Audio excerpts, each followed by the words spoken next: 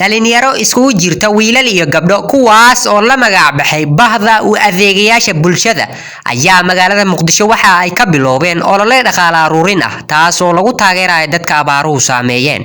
Hadaba waxa waraysi khadka taleefanka kula yeelanay Cabdi Wahaab Suudi Nageeye oo kamid ah gudiga u adeegayaasha bulshada ee gargaarka abaaraha.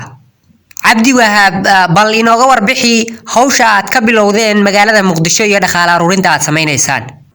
maanta waxaan bilownay ololaha dhaqaale aruurinta oo aan ugu talagalnay inaan ku garab istaagno walaalaha Soomaaliyeed ee maanta ay saameeyeen runtii abaaraha ka jira dalka qaybo kamid ah.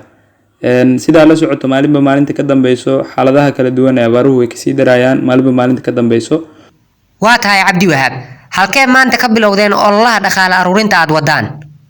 marka anagoo ah bahda adeega bulshada oo jaamacadaha kala duwan ka kala socdo iyo dhalinyaro kale oo mutadawiciin ah maanta ololahan bilaab waxaan ka bilownay suuqa weyn ee Bakaaraha wadada Maka al-Mukarrama.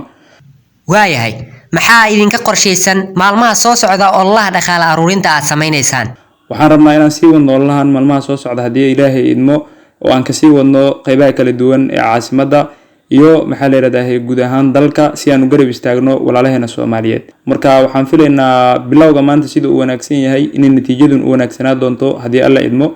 wax walba bilow qurux badan ku bilowdana maxaa la yiraahdaa waxaan rajaynaynaa inay sida hadda noo tahay iyo si ka wanaagsan inoogu dhamaad doonto haddii Alla idmo insha Allah. ugu dambeyn, Cabdi Wahaab, maxaa fariin ah aad u diraysaa guud ahaan shacabka Soomaaliyeed ee ku dhageysanaya?